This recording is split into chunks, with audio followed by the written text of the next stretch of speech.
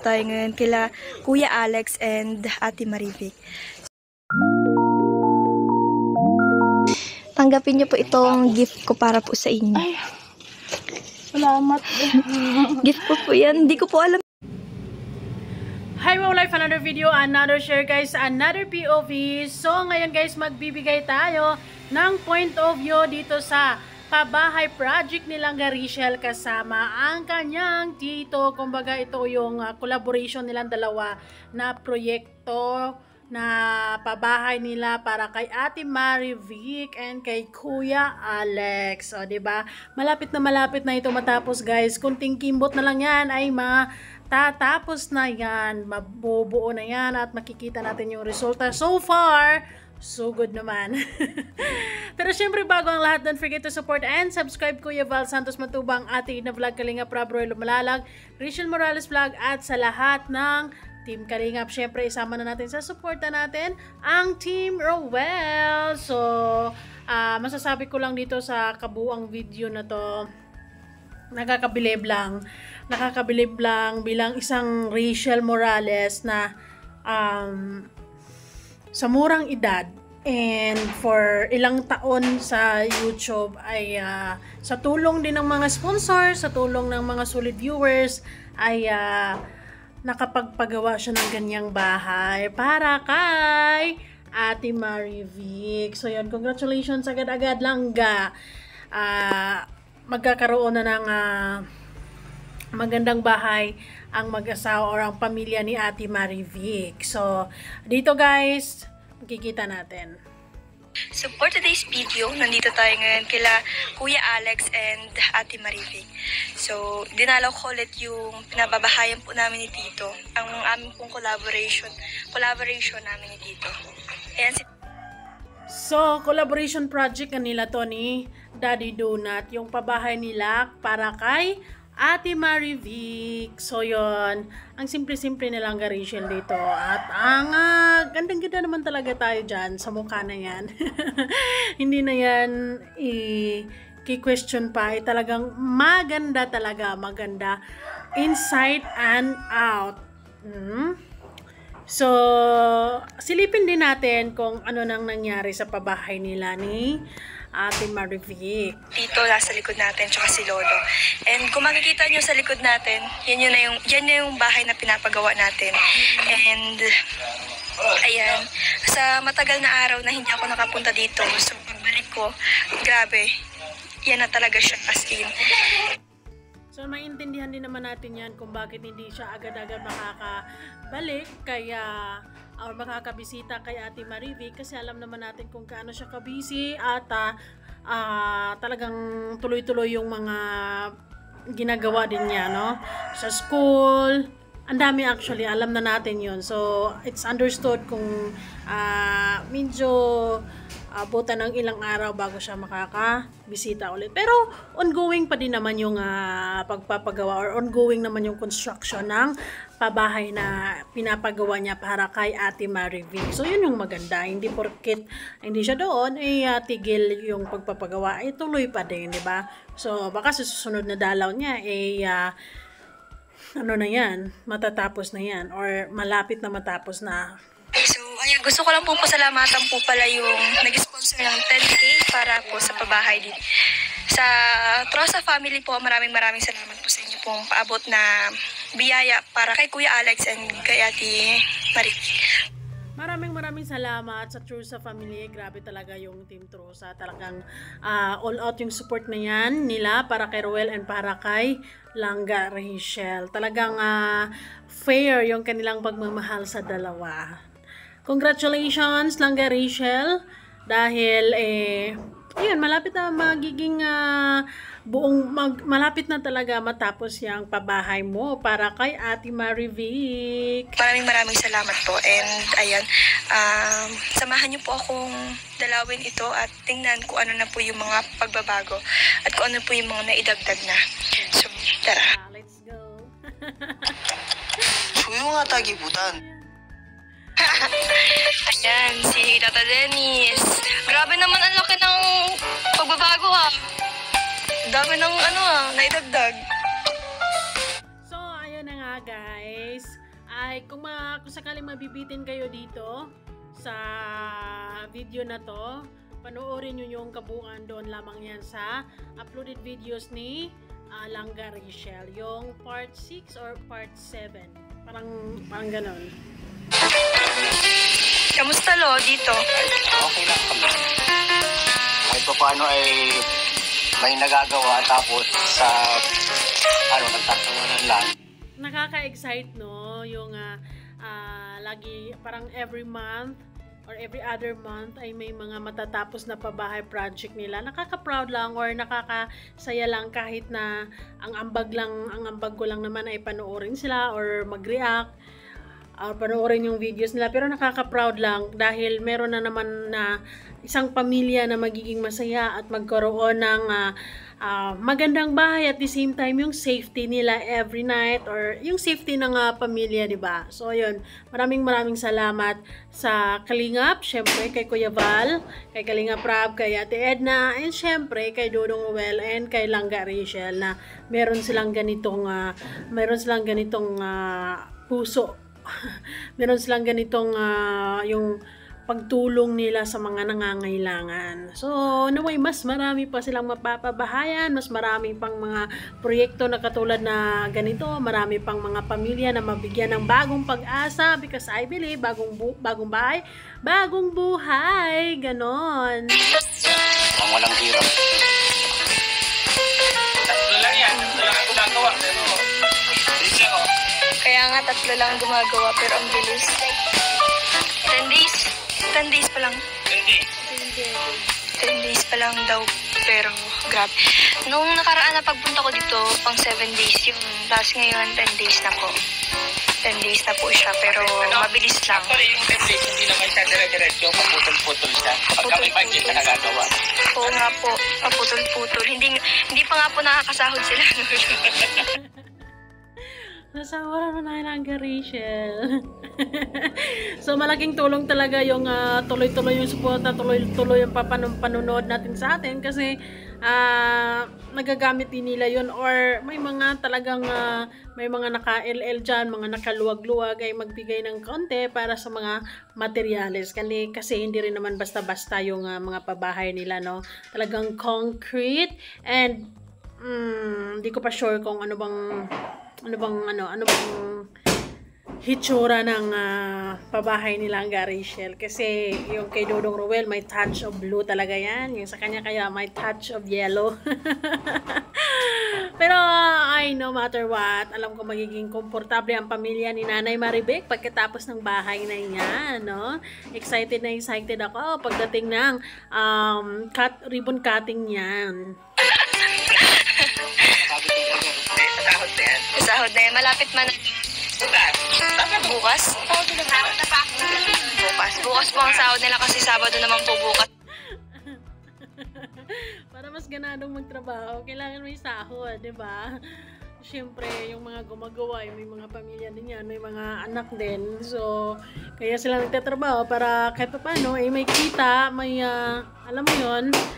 So, kailangan talaga yung sahod every week. Pero for sure, alam nilang Rachel yan. Ngayon po ay Friday, so buti na lang, half day lang kami dito sa pinapabahayan kasama si Tito.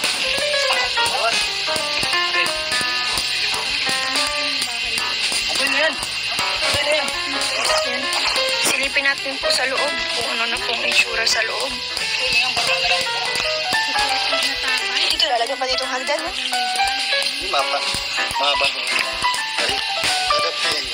Diyan pinanang. Diyan pinagagawin sa dyan balkon. Dati, siya yung pinababahayan dahil kawawa yung bahay nila, natutulog pag umuulan, walang hindi safety para sa mga kapatid, para sa pamilya niya. Ngayon, siya na yung gumagawa ng paraan para mapapabahayan ng isang pamilya na kailangan ng bahay, syempre. At napakaswerte ni Ate Maribek na natagpuan or na siya ni Rachel. At yun na nga, mabibigyan siya ng bahay. Oh, okay. So, ayun na po siya. Ito po ang loob. Ito, ng kwarto, 2. kwarto yan? 2 kwarto yan. Asan po si Ate Maribig? Ay, may sakit. May sakit. Kasi may lagnat. Ay, grabe. Sabi ko, pagpunta ko, pwede ko pong kamustahin.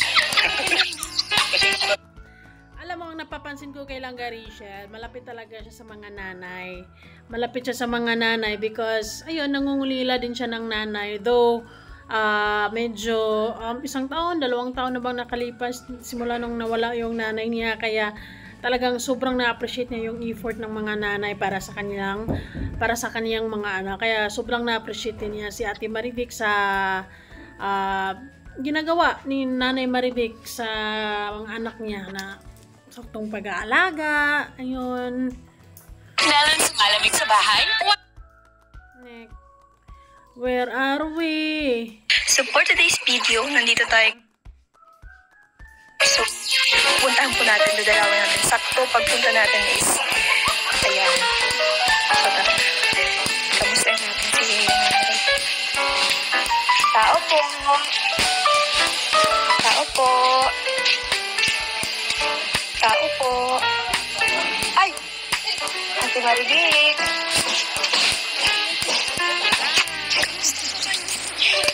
Kamusta po? Nilalagnan ko. Birthday niyo po pala sa happy birthday. Ay, belated happy birthday po. Kagabi na, kagabi.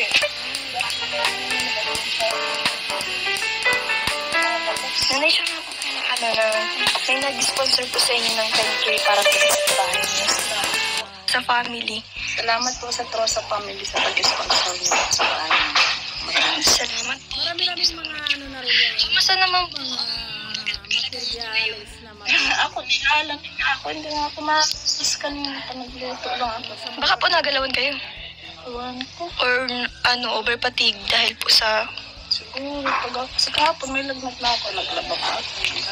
Grabe naman po. Kahit may lagnat po kayo, naglalaba pa rin. Kasi Para na naman... Ano yun nila? Oo, pag nanay talaga. Ganun talaga. Lalo na pagka walang ibang kumikilo sa bahay at maliit pa yung mga anak. Syempre, talagang kahit masama yung pakiramdam, hala, sige pa rin. Diba? tuan ko lang nga. Parang natulog ako. Parang ikaw po yung mama ko tapos yung tita ko. Kahit may sakit. Naalala na naman nilang Rachel yung nanay niya. Kasi, syempre, naalala niya na kahit may sakit, no? Kahit na ayun, masakit ulo, masama pakiramdam, ay talagang gora pa rin, tuloy pa rin sa pagtatrabaho. Hanggang ngayon naman yung nanay ni Trixie, di ba? Talagang tuloy-tuloy pa din yung pagtatrabaho noon.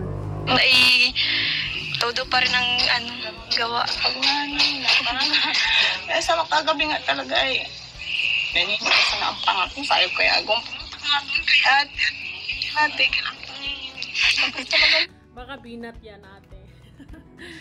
Ay, hindi talaga madali yung magkaroon ka ng binat, no?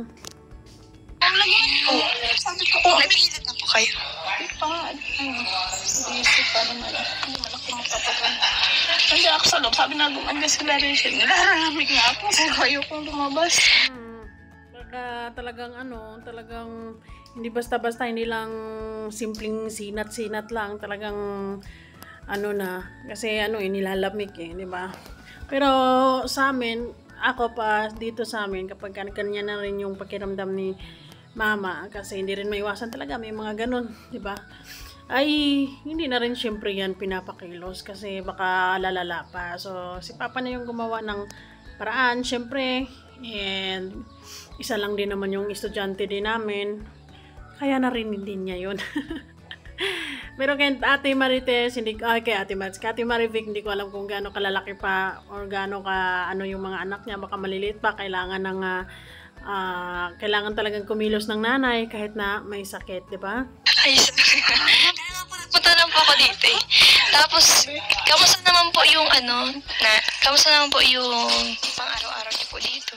Masama pa rin yung pakiramdam niya kasi namumula-mula pa rin yung mga yung mukha niya. And ayun nga, habang nag-uusap sila nilang Rachel ay nanginginig siya. Or syempre kapag masama yung pakiramdam mo, di ba? Parang ang kunting hangin ka na, sobrang lamig na para sa'yo kasi masama yung pakiramdam mo. Makakaraos naman. Sa pang-araw-araw. Talaga ang ano ko yun. Yan ang importante, Ate Marivic, nakakaraos, no? Kahit mahirap yung buhay, basta maayos lang yung pakiramdam, good health, no? Good health sa buong pamilya, yun talaga yung pinaka-importante. Pawis ako. Lagyan naman kanina nung Rexidol sa'yo kay ate, binalan ako. Parang ano, ang ano ng puso ko, gandes ako iyang. Ay, siya. Baka hindi siya hiyang sa ano na yun, or kung ano man. Rexidol, ngayon ko lang narinig ng mga gamot na Rexidol. Isa na nag-take ka ng ano, ate, Saridon. Saridon or Alaxan FR or Planax. Ganyan yung mga usually na iniinom ko pag sasama yung pakiramdam ko pag nilalamig, or imama, ganon din yung pinapay. Saridon, gamot yan sa mga binat-binat, ganyan, or Planax. Palang Tubig. Alam ko, palang si... may lagot sa yung gamot na Mabilis lang pa. Rexidol? Ang Rexidol? Yung dulce lang. Bin mo pa sa relax. Tapos binala ko na ate ng Rexidol. Kaya, nagchichil nga ako kagabi, 30 minutes. Kaya sabi ko, ang sasakit lang ang katawan ko. Pagkaramdam mo na. Grabe. Grabing... Pag agamain mo tubig. Na maligang ka. Araw ko pa yun. Ang lakas-lakas kasi. Bakit araw ka din kayo pa? Katawan ko. Nawawala ko. Parang tubig lang ako. Nag-inom na po kayo ng gamot ngayon, no? Nainom pa lang ako, mamaya pa ako mga 5 na 8. Try mo, Ate Marivic, yung ano, Planax. Kaya na ako, kung magluwas na. Kakamustahin ko lang po yung bahay. Ang dami na po palang pagbabago. Nagbabago na yung Siguro yung pakiramdam ni Ate Marites ngayon ay masayang-masaya kasi ayun, meron na silang magiging maganda na yung bahay nila, magiging maayos na yung pagtulog nila, safety. Ayun, isa yun sa mga talagang pinapangarap ng isang ina na magkaroon ng maganda, maayos na bahay para sa mga anak, 'di ba? And yun, natupad na. Salamat lang kay Rachel and kay Daddy Donut. taraas na po baga. Mabilis man lang ang gawa nila. Kaya nga po, pang 10 days pa lang pero grabe na po. Tingnan nyo. Ang dali-dali na. Maalam na tayo niyan, tapos na yan. Okay man lang. Kaya salamat po sa Trosa family and sa lahat po ng nagbibigay po ng tulong para kay Ate Marivic po. Maraming salamat po. Wala akong nagmamadali.